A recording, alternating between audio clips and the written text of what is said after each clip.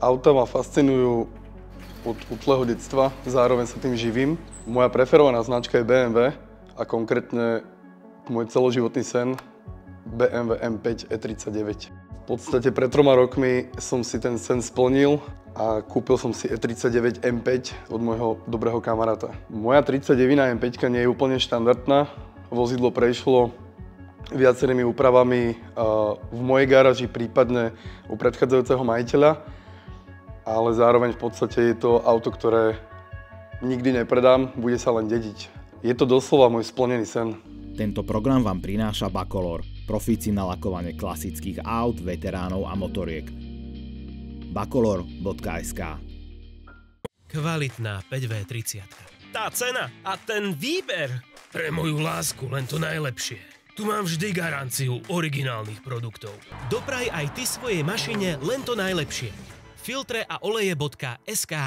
Ahojte, vítam vás vo Weiss Garage. No a s Jančím, majiteľom tejto krásnej 39 už ste mali tú čest, takže ahoj, vítam ťa na Volant TV. Ahoj. Už ste nám povedal a vyznal svoju lásku k BMW, ale povedz, že prečo práve E39 M5, ako čím ťa tak dostala? U mňa sú to roky z BMW. Tým, že ma auta živia, predal som ich, môžem povedať, že už tisícky. Vyskúšal som si asi všetky značky sveta. Možno som v Pagani nesedel a nešoferoval a možno Chiron. Mám rád tie staršie auta, vidím ako tá doba ide.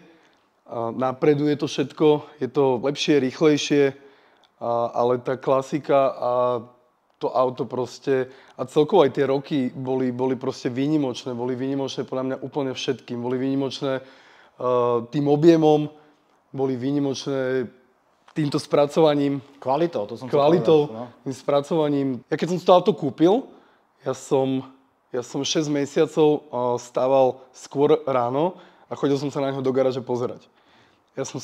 Išiel som do práce o 7, o 8 a ja som fakt pol hodinu sedel a povedal som si, že som si to konečne splnil, že fakt už ju mám konečne doma. Tento konkrétny kus som v podstate si zálohoval v roku 2012 u človeka, ktorý je pre mňa môj otec motorizmu a hlavne v podstate on so mnou odjazdil najviac na Slovakiaringu s týmto autom. On to auto vlastnil. Následne si ho kúpil môj kamarát a vlastne pred 3 rokmi som ho kupoval od neho ja, ale prosil som ho 1 rok. A on mi povedal, že to auto nikdy nepôjde do predaja, lebo proste vedel, že aký som pacient na tie auta, vedel, čo mám doma, ako sa o to auto budem starať. A hlavne v podstate, že to nie je to pre mňa biznisové auto a nie je to pre mňa auto, ktoré vôbec niekedy predám. Tých V8 mám viac, ako môžete aj vzadu vidieť. Je to M5 F10, E60, vonku mi stojí Land Cruiser 200, takže aj celkovo akože V8 je u mňa proste celý život. Hej. Milujem ich prejav, milujem ten spodok, čo veľakrát chýba tým V10. Aj keď táto konkrétne je v tom rozsahu úplne niekde inde. Tým, že ja pracujem s tými autami dennodenne, ale že dennodenne, ja si stále chcem do tých mojich aut sadať, že mám niečo iné. Ja si neviem predstaviť, že vlastním štandardné auto z bodu A do bodu B. Ja nie som ten štandardný užívateľ. U mňa auta veľakrát viac stoja na zdvihákoch, ako jazdia, ale to je to zase také moje v tej mojej hlave. No. To je také. Ale toto auto bolo doslova do písmena vymodlené. To bolo každý mesiac. Roman, prosím ťa, ako to s tebou vyzerá? A ideme do toho, neideme do toho. A Roman mi napísal jeden v pondelok, že dojdi si po auto. A ja som vtedy povedal, že hovorím, že počujem, ale ja nemám peniaze vo vačku, že šuflíku, tak môj zlatý kamarát mi povedal, že tu máš peniaze, chod si to zobrať. Ja hovorím, že dobre, ja doriešim peniaze a sa s tebou vyrovnám. No a teraz je otázka taká, že to auto, keď dneska tu stojí takto vyšperkované, naozaj upravené a navonok, ale nevyzerá, že nejaké strašné úpravy tam sú. Ako stále si to zachováva takú tú civilný look a to bol asi cieľ. O to išlo presne. Ty si ho už kúpil, že malo nejaké úpravy v sebe, alebo to bola úplne že čistá sériovka?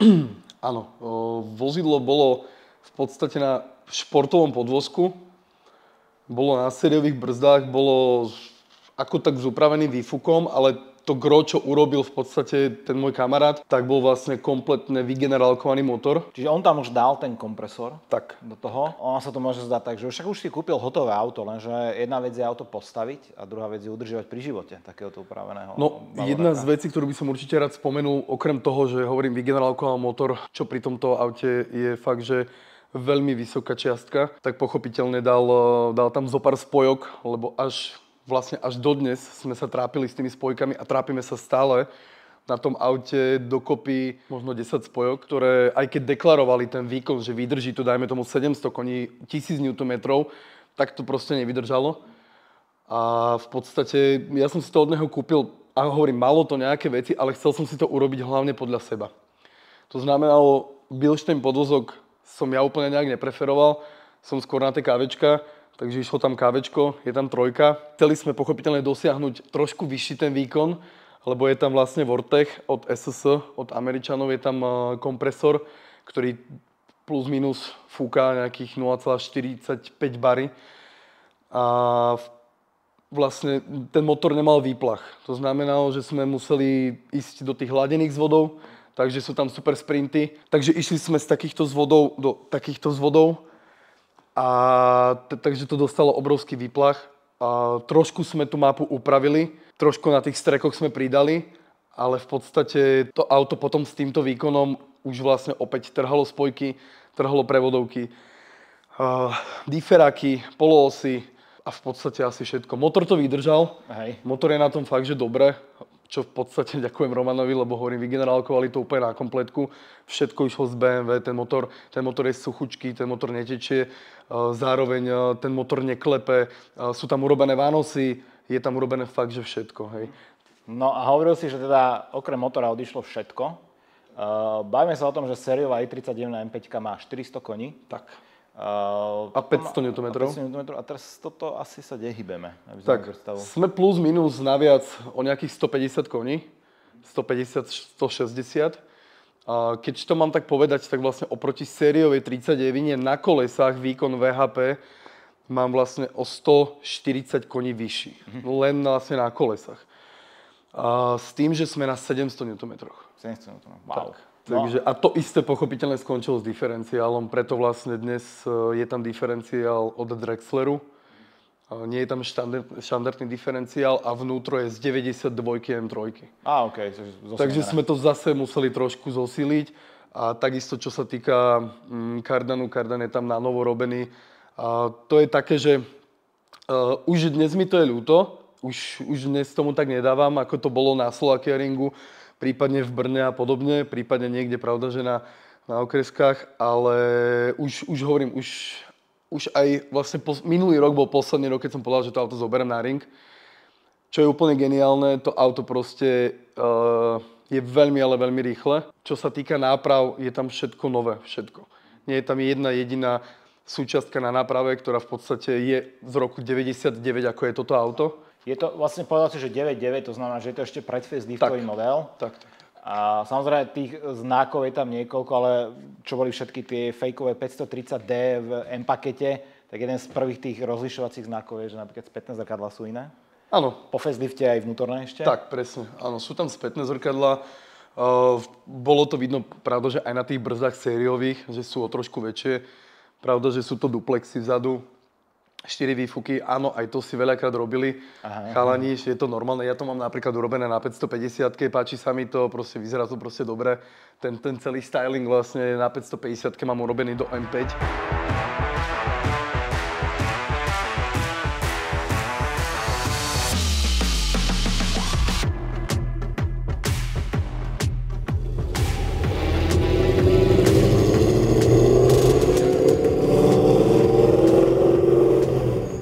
Vytiahli aj na svetlo Božie túto M5, aby sme vám ukázali aj takto, nie len v garáži, ale aj na vzduchu. No a hneď takto odzadu, keď stojíme, tak vidím, že to auto nie je úplne sériové, čo sa týka aj vzhľadu. Takže napríklad tuto vidím taký difúzor vzadu. Áno, aj difúzor, aj predĺženie strechy je od firmy AC Schnitzer. Bol som tak na tom všelijak, že chcel som to dať dole, ale nakoniec tou výnimočnosťou som to vlastne tam nechal, lebo nevidel som ja osobne od AC Schnitzeru na 39 takéto diely, takže preto som v podstate to nechal a páči sa mi to, takže už to dole ani nepôjde. Hej, lízatko vzadu je štandard na týchto autách, takže to je tak, jak to má byť. Samozrejme 4 laufy, už keď si to naštartoval, tak to bolo, že dosť dobré. Takže tie sú robené na mieru, ako si spomínal. Tak. Bolo to nutné, aby teda mal ten motor, aby mohol dýchať? Bolo to nutné, nakoľko vývod super sprintov s vodou je 100, tak sme vlastne v tej 100 pokračovali až nakoniec. Hej. Pravda, že katalizátory tam sú.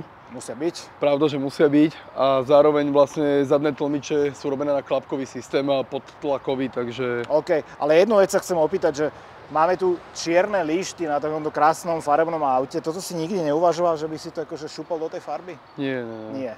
Ostáva tak, má byť. Bolo to tak originál. Tak, presne, je to originál. Jediné pochopiteľné, všetci chalani od BMW, tieto svetlá sa budú meniť, sú to repliky, ale z hľadiska toho, že faceliftové svetlá na predfaceliftové auto je trošku problém dopasovať a nechcel som v podstate vrtať do kasne a podobne, ale už máme vymyslené, ako ich tam nahodíme, takže tak. OK, dobre, takže hejteri, dajte si pohov. No ešte poďme z boku teda. Samozrejme, tie kolesá sme sa bavili, že krásny originál MK, ja sa vždy zaspojem, keď vidím také 15-palcov MK niekde na nejakej 36. Áno, replik je veľmi veľa, len v podstate trošku úplne nie som stotožnený s tou farbou, lebo sú trošku tmavšie, ako bol originál, ale na túto farbu sa mi to v podstate hodí. Takže... Je to pekné, OK. Pozerám, že obúvaš semisliky na tom aute máš. Pneumatik na to auto mám veľmi veľa, konkrétne teraz sú tam náhodené tieto pneumatiky, aj z hľadiska toho, že v podstate by som povedal, že od augusta minulého roka to auto nenajazdilo na cestách nejak veľa a takto vlastne som prišiel zo Slovakiaringu, takže... OK. Auto je veľmi nízke, ty si hovoril, že tam máš KV3. Áno, je tam KV3, v podstate... Neobcháš ani ruku. Tak. OK, z boku opäť séria, až teda jedna vec ma upútala, nechal si spustené okná. Oni sú dvojité, čo vôbec nie je pri E39 nejako časté, už vôbec nie pri M5. Áno, nie je to časté, ale zároveň v podstate poviem to, že dával som ich dorábať. Nebolo to priamo od výroby, takže dával som ich dorábať, zháňal som ich veľmi, veľmi dlho a v podstate v BMW je to, zaplatiť za to nedá. Je to jedno okno sa pohybuje fakt cca 900 eur a podobne. Jedno sklo ako kvás dvojité, hej? Tak, presne. Mechanizmy vnútri sú sériové, zvládajú to tú váhu? Áno, mechanizmus je sériový, v podstate bolo mi odporúčané od chalana v Čechách, ktorý tieto okná mi nahadzoval, že tie mechanizmy mám nechať tie staré z toho starého roku, nakoľko tie nové nie sú na tom tak dobre. Okay. Ďalšia vec, strecha. Ak už E39 mala otváracú strechu, tak väčšinou si ju pamätám s takou plechovou, ale ty tu máš vlastne tú priesvitnú. Konkrétne ti neviem odpovedať, či bol to nejaký príplatok, nebol to príplatok, ale áno, mám tam v podstate normálne štandardné sklo. Takže... OK, no a keď sa presunieme, späťáky sme už spomínali, toto je M5-kový späťák, nie ten bežný. A keď sa presunieme dopredu, tak samozrejme tá téma toho AC Schnitzeru pokračuje aj tu. Máme tu takéto lízatko vpredu. Mne osobne sa veľmi páči už len ten nárazník M5-ky, lebo je úplne iný. Áno. A tá téma sa veľmi pekne dokázala preniesť aj na E46. Áno, presne. Vyzeralo to veľmi, veľmi dobre a celkovo to dotvára ten tvar toho auta. Naozaj, že neuveriteľne nadčasové krásne auto. Opäť, tento kit už sa ti ho podarilo niekde trafiť zo spodu, lebo je tak už celkom nízko? V podstate ani nie tento kit, ako v podstate spodné trojuholníky, ktoré je opäť taký trošku problém kúpiť. Ale ten spodok, ako som spomínal, to celé oplastovanie budeme riešiť na novo. Ale opäť sme zase pri takých cenách, kde niekedy to stalo 70 eur, dneska to stojí 400 eur. Hej, takže raketovo to rastie. Bavíme sa o tom opäť, že dokážeš v BMW kúpiť takéto veci, alebo ich musíš zháňať kdekade, z druhovýroby? Niečo áno, niečo nie. Niečo sa dá, niečo nie. OK. Tak a my sme si konečne otvorili ten motor, ktorý nás zaujíma, teda 2,5 TDI V6. Samozrejme, toto v realite, ale je takmer 5-litrový V8 motor, pôvodne atmosférický, teraz už dopovaný týmto kompresorom. Ani neviem, že kde skôr začať, pretože ten motor je obrovský, počet valcov veľký, je tu kompresor, je tu kopec komponentov naviac a stále mám pocit, že pod tou kapotou toho veľa nie je. A plus hadice na chladič oleja, takže stále sa tu dá servisovať. Je to v pohode robiť tento motor? Ako je dobre konštrukčne riešený? Vieš čo, v prvom rade ťa to tak trošku možno metie, lebo štandardne to má dvakrát násávanie, 39-nová M5, keď je vlastne v sériovom stave. Tým, že vlastne sa to presunulo všetko vlastne na túto stranu, ten kompresor, zároveň s násávaním, zároveň odtiaľ sa ťahá celý olej a to chladenie oleja, ten najväčší chladič, ktorý existoval, tak sa dal vlastne dopredu, aby to pochopiteľne uchladilo. Pri každej jednej veci demontuješ skoro všetko. Takže je to... Aj sviečky, áno, chcem vymeniť. Tak, dávaš sviečky, dávaš von kompresor, dávaš všetko von. Tak a teraz naspäť k tebe do garáže, do vyklimovaného priestoru a ideme sa ďalej baviť o tomto krásnom aute a potom neskôr sa samozrejme povozíme. Ako je to s náhradnými dielmi? Existuje ešte dneska v BMW na E39 originál veci, alebo na M5? No, začnem to takto. Na tomto aute v podstate sa prvý 2,5 roka robila hlavne v podstate tá mechanika a kvázi názvem to vylepšovanie, ten tuning. A teraz prechádzam do fázy, kde vlastne doriešime už len zo pár vecí, ako som povedal, budú tu štvorpiesty vzadu, aby to bolo celé na tých HPčkách. A prechádzame do celolaku. Ale celolak na tomto aute v mojom ponímaní bude taký, že ideme do všetkých nových tesnení, kapota, blatníky, nárazníky, kufor. Prišiel som do BMW, to bolo konkrétne nejaký pol rok dozadu a hovorím, že chalani, máte na 39 na M5 ešte prednú kapotu? On to otvoril a povedal, že je posledná v Nemecku. Áno, oni to možno ešte vyrobia, opäť to dajú do výroby, ale ja som si kúpil poslednú kapotu novú. Takisto som si kúpil jedné fakt, že z posledných 30 blatníkov. Kúpil som si jedné asi 50 alebo 60 kufrov tam bolo. Hej. Fakt, že je to problém. Chcel som si kúpiť celý dekor nový, nedá sa kúpiť. Ručná už len príde kožená, nepríde v dreve. Volanty neexistujú, preto mám zopár volantov. A to som chcel, že fakt tie volanty som chcel mať pekné nové. Veľmi veľa vecí už sa na to kúpiť nedá. Napríklad nedajú sa kúpiť nejaké klzaky na rozvodovej reťazi. A čím ďalej je toho menej a menej a menej. Preto môžem za seba povedať, že to auto si pomaličky skladám v garáži kvázi ďalšie. No, chcem dokúpiť ďalší motor, mám prevodovky, mám diferák, mám v podstate veľa súčiastok na to auto. Pochopiteľné brzdy sériové si nechávam. Takisto aj tá kapotáž, ktorá je na tom aute, chcem si ju nechať. Motor sa ešte zohnať dá, aj keď tie peniaze už dnes stojí, že neskutočné. Ten motor, chalani driftery nám vydriftovali, takisto tie prevodovky. Tá prevodovka niekedy fakt, že stála 300-400 eur, dneska sa hýbeme skoro 3000. Takže všetko ide tak násobne dopredu, čo sa týka hlavne pochopiteľne cenovo, že preto hovorím, chcem si vyskladať jednu 39. Hej. Tieto sedačky, na ktorých sedíme, sú presne tie isté. Je to štrosia koža, je to nápa. A tie sedačky viem v podstate demontovať a opäť dať do auta, keď ich budem potrebovať. Hej. Tie sedačky tiež niekedy sa pohybovali v pár eurách. Hej. A dneska už. A dneska sme úplne niekde inde. eBay horí, proste je to úplne šialenstvo. Ty máš aj to šťastie, že si mohol kúpiť viac menej aj F-kovú M-ku, teda M5-ku, E39, máš medzi týmto Bengla.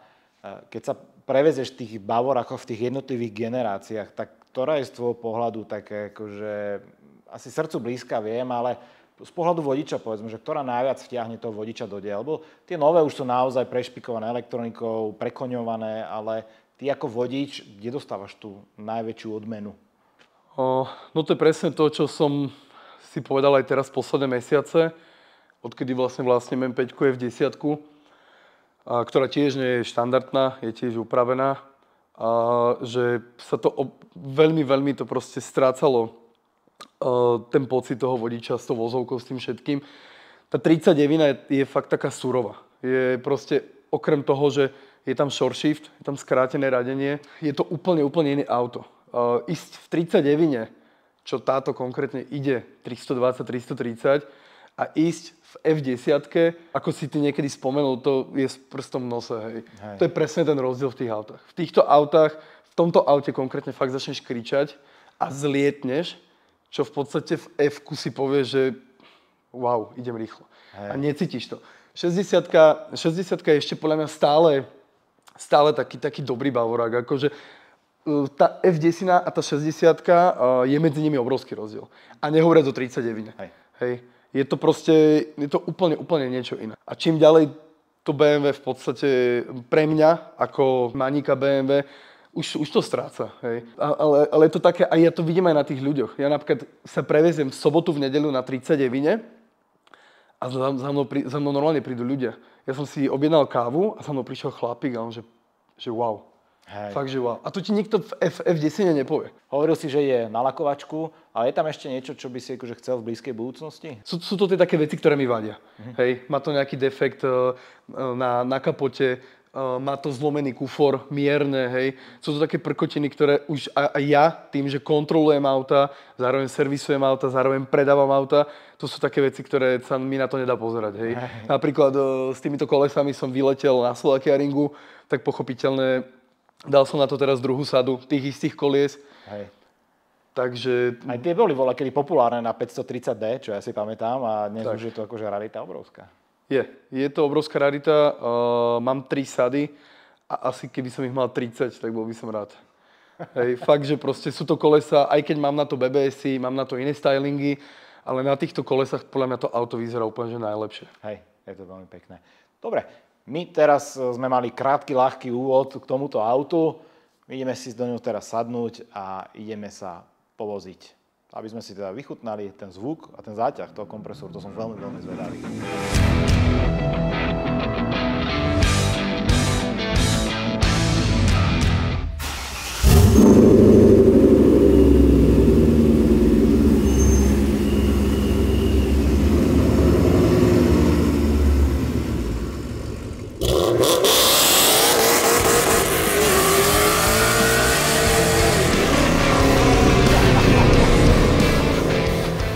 Vieš si ešte predstaviť, že by si chodil za 39 ako daily? Že je to podľa teba ešte auto, ktoré sa dá používať? Dá sa používať, ale nie s dvojlamelou keramikou jednohmotovou. Áno, to uznávam, že nie. Ale keď som predčasom testoval, alebo teda predstavoval E39 Turbo 525i v krásnom sériovom stave, tak to je dodnes príjemné auto. Naozaj musím povedať, že wow. Servisujem zo pár takýchto aut. Mám napríklad teraz klienta s 530, ktorá je fakt, že nádherná, v nádhernom stave. A to auto si viem reálne predstaviť ako dailinu. Hej, tak, lebo keď aj sedíš vnútri v tom aute, tak treba povedať, že ten interiér stále aj po rokoch vyzerá fantasticky. Čo sa týka povrchov, naozaj, že hodnotne to vyzerá. Čo sa týka dizajnu, rozloženia, to je proste paráda. Samozrejme, už tu máš taký starší displej, tlačítka, OK, ale stále z pohľadu vodiča, že geniálne. Toto je vlastne tretia generácia M5-ky, prvá s 8-valcom, pretože predtým boli len radové šesky. No, ale za mňa je to tá najkrajšia. Naozaj asi teda sa zhodneme v tom, že E39 hlavne v tomto pakete je jedno nádherné, krásne auto. Zaujímavosťou je, že sa ho vyrobilo 20 000 kusov, čiže povedal by si, že relatívne dosť, ale keď dnes máš kúpiť pekný kus, tak ako keby neexistoval už. Naozaj z tých 20 000 kusov, koľko ich prežilo do dnešných dní, neviem. A ďalšia zaujímavosť je, že ono sa to vlastne vyrábalo na rovnakej linke ako klasická 5, čiže nebolo to špeciálna fabrika alebo špeciálna linka, ale objednal si 530D a potom si objednal toto, ten istý človek to tam skladal. Možno až na motor, samozrejme. M5 tejto generácie sa vyrábala od roku 98, toto je vlastne 9.9 a bola až do roku 2003. Takže 5 rokov iba sa vyrábalo toto auto. Tak. Ale na to, že ten najmladší kus má už cez 20 rokov, tak stále si myslím, že ten dizajn sa vôbec nestratí v záplave týchto moderných aut. Za mňa srdcovka. A veľmi príjemné prekvapenie pre mňa je to, že aj napriek tomu, že to auto je fakt počuť na mieste, alebo keď teda otvoríš tie klapky a ideš, tak teraz za bežného vozenia je to normálne, že kultivované, civilizované auto. Môže príjemné auto. Ale veľmi tomu pridávajú tie dvojskla. No. Predtým to bolo podstatne hlučnejšie to auto. A vedel by som si predstaviť ešte dokúpiť aj to zadné dvojsklo. Ale nedá sa. Takže ak máte niekto dvojsklo na E39, tak viete kam písať. Tuto Jančimu. Táto 5 sa vyznačovala aj obrovským množstvom hliníka, ktoré sa tu poprvýkrát vlastne použilo. Či na ramenách, alebo na samotnom aute. Je v tomto napríklad rozdiel medzi M5 a bežnou E39, čo sa týka napríklad tých ramien alebo iných komponentov? No meniť ich nepotrebuješ tým pádom. Hlavne tie zadné. Je tam problém s unibalmi, prípadne silenblokmi, ale to len prelisuješ. Tie ramena podľa mňa sú asi doživotné. Takže toto naozaj, aj toto je potvrdenie toho, čo sme sa bavili, že to auto je jednoducho kvalitne a dobre postavené.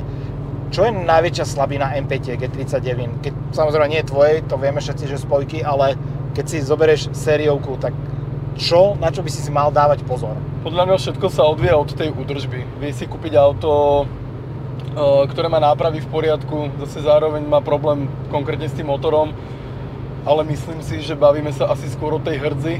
Takto si nemyslím, že je niečo, prečo si nekúpiť M5. Hej, akože pochopiteľne, kúpiš si ju vtedy, keď na to máš, a pravda, že musíš mať na to pripravené peniažky, lebo ako som aj spomínal, tie diely išli extrémne hore a motory, ktoré niekedy, ako som aj opäť hovoril, že dávali chalani do Drift Car, tak dnes tie motory sa pohybujú od 5000 až po vygenerálkované veľa tisíc. Už nezmyselné tisíc. Samotné BMW tvrdí, že vďaka tým hliníkovým komponentom na podvozku ušetrila vyše 20 kg, čo akože ma celkom prekvapilo. Tu som bol z toho, že wow, že až toľko. No a keď sa už bavíme o podvozku, tak E39 z nepochopiteľných dôvodov vo všeobecnosti nemala alebo neponúkala štvorkolku. Keď si zoberieš, že vlastne aj predchádzajúca verzia mala E34, aj potom E60 mali štvorkolky, E39 to nemala. A hlavne v tej dobe úhlavný konkurent Mercedes E-čko 210, tá mala štvorkolku úplne bežne. A v BMW sa rozhodli, že nám netreba, my máme zadok. A teraz, ak si šiel cez ten tunel, bolo to počuť, je to dobré. Ten víkend ja sa na to najviac teším. To je úplná psychohygiena. Sadneš z tej 740 koňovej M5 F10, sadneš do tohto a ja si niekedy dám kávu na pumpe, zastavím a pozerám na to auto a pozerám a užívam si to, tak ako som ti to aj povedal.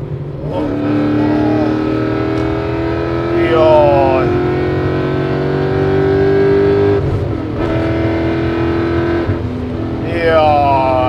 Môže byť. A jedno zaujímavé porovnanie, ináč musím povedať. Auto je krásne, s tým zvukom V8, nádherné. Ale nedávno som mal tú možnosť sa viesť v Aston Martine DB7, vlastne radový 6-valec s kompresorom, tie prvé verzie. A tam bol napríklad ten kompresor veľmi dobre počuteľný. Ale tuto nemám pocit, že by som ho nejak počul to zavíjanie. Maximálne blow ventil počuť, ale štandardne nezavíja tak. Sú kompresory, ktoré v podstate majú ten prejav.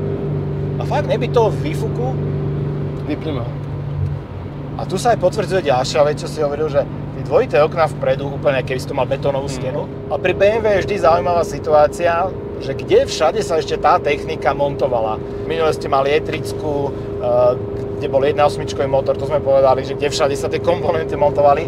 Ale tento motor sa objaví ešte v jednom naozaj že zaujímavom aute od BMW a to je BMW Z8. Toto je naozaj taká rarita, pretože ja si jej nepamätám, keď som naposledy Z8 videl v premávke. Už si mal možno šoférovať Z8? Nie, sedel som, pohyňal som sa, ale nie, nešoferoval som ju, ale je to fakt veľmi výnimočné auto a hlavne už dnes absolútne nedosiahnuteľné. Myslím si, že to bolo jedno z BMW, ktoré keď sa predalo nové v showroome, tak tá cena, ešte som z toho showroomu vyšiel a išla 100% hore. Hej.